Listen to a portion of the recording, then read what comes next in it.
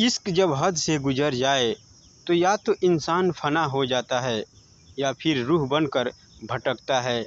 लेकिन क्या हो अगर वो इश्क किसी इंसान से नहीं, एक डायन से हो जाए और फिर वो मोहब्बत नहीं, मौत बन जाए। ये कहानी है विवेक की, जो मोहब्बत में सिर्फ दिल ही नहीं, अपनी ज़िंदगी भी हार बैठा। लेकिन कहानी वही नहीं रुकती, क्योंकि मौत से आगे भी एक कहानी होती है और वहाँ से शुरू होता है एक खूनी इश्क। विवेक को अब भी वो रात याद है जब उसकी मंगेतर अन्वी की लाश पहली बार उसने अपने ही कमरे में देखी थी। उसकी आंखें खुली थी, जैसे वो मर कर भी कुछ कहना चाह रही हो। और विवेक, वो तो जैसे वहीं जम गया था।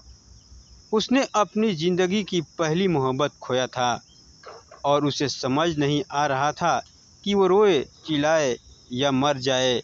लेकिन सबसे दर्दनाक बात ये थी कि अन्वी की लाश के पास लिखा था, ये तो बस शुरुआत है। अन्वी के मौत के बाद जब विवेक ने पुलिस को बुलाया, तब तक लाश गायब हो चुकी थी। कोई निशान नहीं, कोई खून नहीं, कुछ नहीं।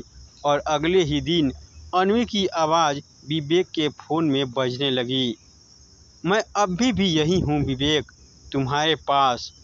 जब उसने फ़ोन चेक किया तो स्क्रीन पर अन्वी की वीडियो चल रही थी, जो उसने कभी रिकॉर्ड ही नहीं की थी। वीडियो में अन्वी कह रही थी, उसने मुझे मारा, अब मैं उसकी बदला लूँगी। और पीछे कोई काली परछाई हंस रही थी। विवेक ने अन्वी के साथ जीने के हजारों सपने देखे थे, शादी के कार्ड छप चुके थे, लेकिन अब वो हर रात उसी कार्ड को देखकर रोता, जो अब खून में सना हुआ था। उसे यकीन नहीं होता कि जिसकी मांग में सिंदूर भरने वाला था, अब उसकी मौत की वजह बन गया है, क्योंकि उस रात वो खुद भी वहाँ था और उस काली छाया को आते देखा था, लेकिन उसे रोक न सका। विवेक को हर रात एक ही सवाल कचोटता, क्या मैं उसकी मौत का गुनहगार हूँ? विवेक ने जब उस वीडियो को फ्रीज किया तो उसकी जान ही निकल गई, क्योंकि उस काली परछाई के चेहरे पर विवेक का ही चेहरा था।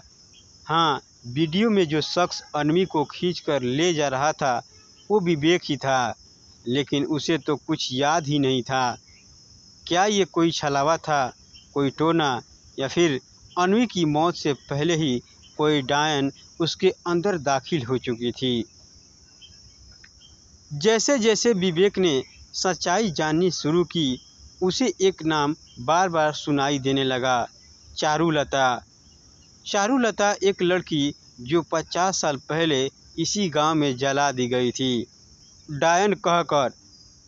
और कहा जाता है कि वो अब तक किसी अधूरे प्रेमी की आत्मा में समा जाती है और उसे मोहरा बनाकर बदला लेती है। लेकिन सवाल ये है, क्या चारुलता अब विवेक के अंदर है? और अगर हाँ, तो अगली मौत किसकी होगी?